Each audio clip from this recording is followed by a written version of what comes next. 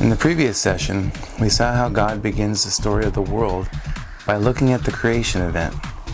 We saw that in the first 3 days of creation, God dealt with the formlessness by giving boundaries, separating and organizing in order to make the heavens, the seas, and the earth. Then in the second set of 3 days, God dealt with the emptiness of the world by filling the spheres that He had created in the first 3 days. He filled the expanse with the sun, the moon, and the stars. He filled the earth with vegetation, and He filled the seas and the dry land with living creatures. Our story picks up where we left off, moving toward the climatic scene where God creates something in a new and unique way, the creation of humanity. Mankind was created in God's image, a unique characteristic from all other parts of creation. Then God said, "Let us make man in our image, after our likeness, and let them have dominion over the fish of the sea, and over the birds of the heavens, and over the livestock, and over all the earth, and over every creeping thing that creeps on the earth." So God created man in His own image. In the image of God He created him. Male and female He created them. And God blessed them. And God said to them, "Be fruitful and multiply. Fill the earth and subdue it, and have dominion over the fish of the sea, and over the birds of the air, and over every living thing that moves on the earth." And God said, "Behold, I have given you every plant yielding seed that is on the face of all the earth, and every tree with seed in its fruit. You shall have them for food. And to every beast of the earth, and to every bird of the heavens, and to everything that creeps on the earth, everything that has the breath of life, I have given every green plant for food." And it was so. And God saw everything that He had made, and behold, it was very good. And there was evening, and there was morning, the sixth day. Thus the heavens and the earth were finished, and all the host of them. And on the seventh day God finished His work that He had done. And He rested on the seventh day from all His work that He had done. So God blessed the seventh day and made it holy, because on it God rested from all His work that He had done in creation.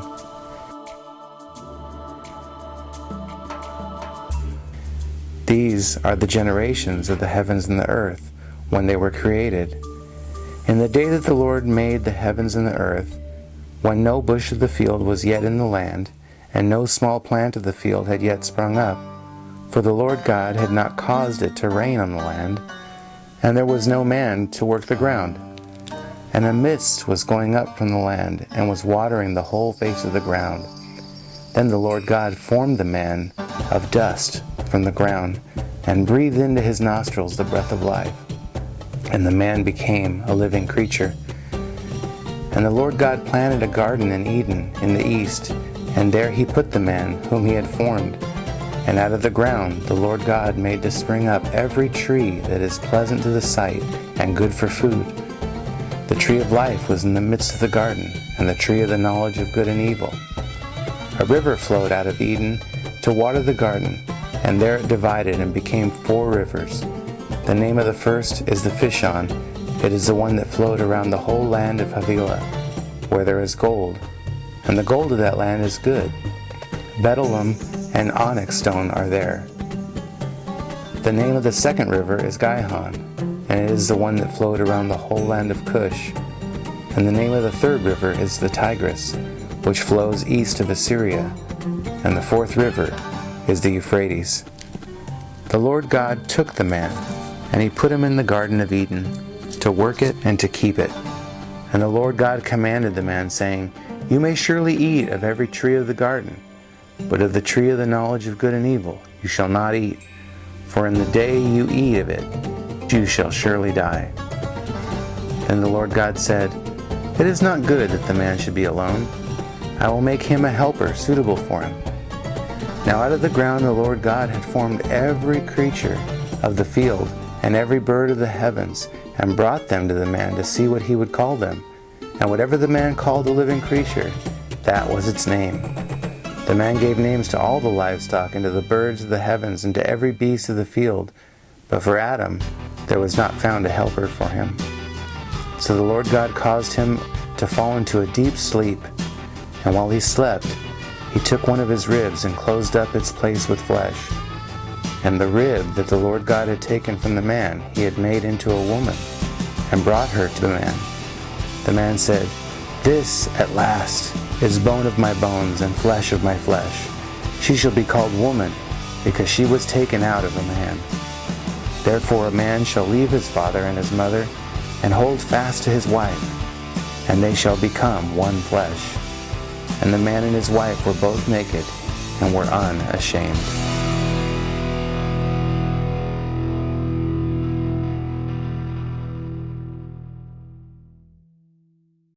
What does it mean to be created in God's image? What comes to your mind when you hear the phrase, created in God's image? Do you think that mankind still bears God's image today, even in our sinful state?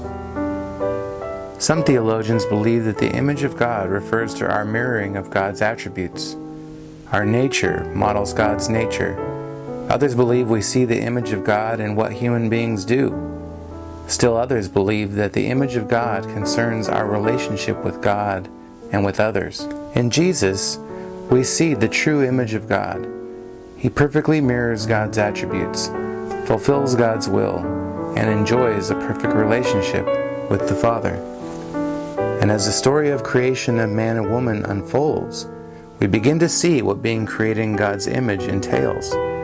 For starters, God calls Adam and Eve to rule over the fish of the sea, the birds of the sky, the livestock, and all of the earth, and the creatures that crawl on the earth.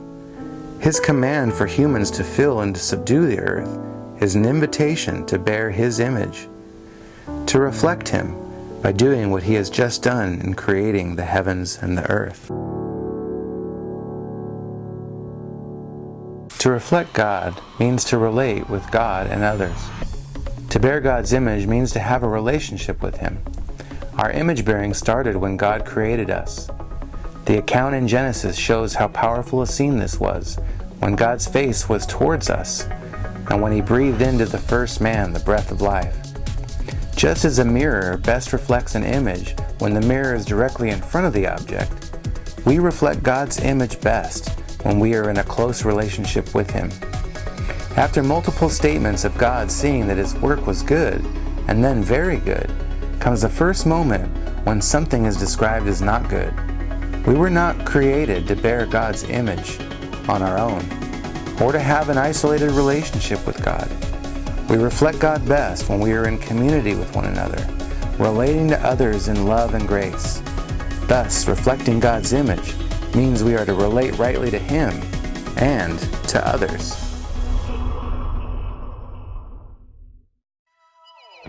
To reflect God's image means to work and to rest.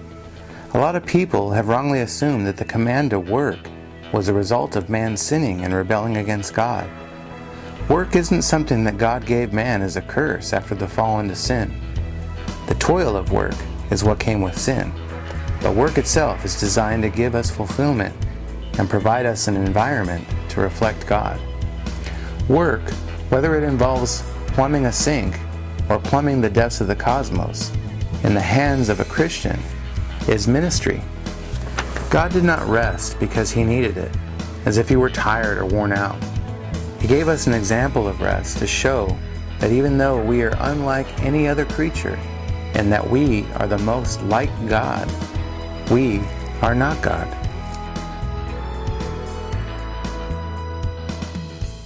Bearing God's image is a daunting task. How are you doing at reflecting God's image?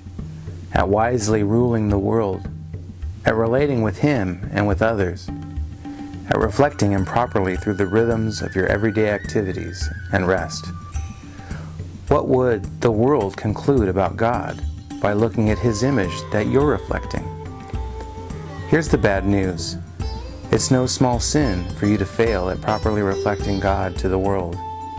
An assault on God's image is an assault on God Himself. When you fail to properly reflect His image to the world, you are telling the world lies about God and what He's like. But here's the glorious good news. Jesus came to be the perfect image of the invisible God. He is the only one who rules wisely over the world. He upholds all things by His power. And all of creation awaits in eager anticipation for His return. He is the only one who perfectly relates to God and to others, and can restore our broken relationships with God and with others. He not only has a face-to-face relationship with God, but His very face is God. And because of Jesus' good work on our behalf, His perfect life, His death in our place, and glorious resurrection, we are invited into His rest. No longer striving for salvation, but resting in His finished work.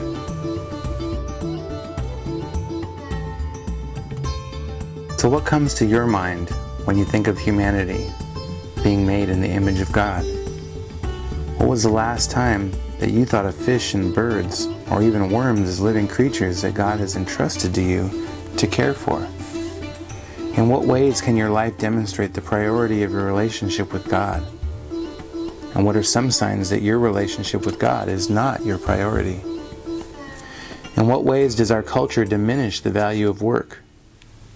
How have you diminished the idea of work in your own life? And how can you correct this? The fact that God created humanity in His image means that each individual person on the planet, no matter how big, how small, or the color of their skin, possesses inherent worth, value, and dignity. How should the doctrine of human beings created in God's image influence the way we think about others? Why is it important to note that humanity has a special place among creation because we were created in God's image? What are the dangers of not affirming this? The reality of God creating humanity in His image not only means that we see other people in a different light, but it also influences the way we feel toward others who bear the same image, both Christians and non-Christians. How should the doctrines of human beings created in God's image influence the way we feel about others, both Christians and non-Christians? Why should we be grieved when we see image bearers of God living in a way that is contrary to the way God intended? As we learn throughout this session, bearing God's image is a tangible reality that shows up in our day-to-day lives. Not only does it show up in our relationships, but it also shows up in the way we steward the earth that God has given us, as well as in the way we work and we rest. No matter how old you are, everyone works, whether at home, school, or sports, and everyone rests and everyone contributes, for good or bad, to the little corner of this planet where God has placed them. How will you begin to treat friends, family members, and even strangers differently based upon the truth that they are created in God's image? And what are some ways that you can begin to reflect God by being a better steward of the world that He has given us?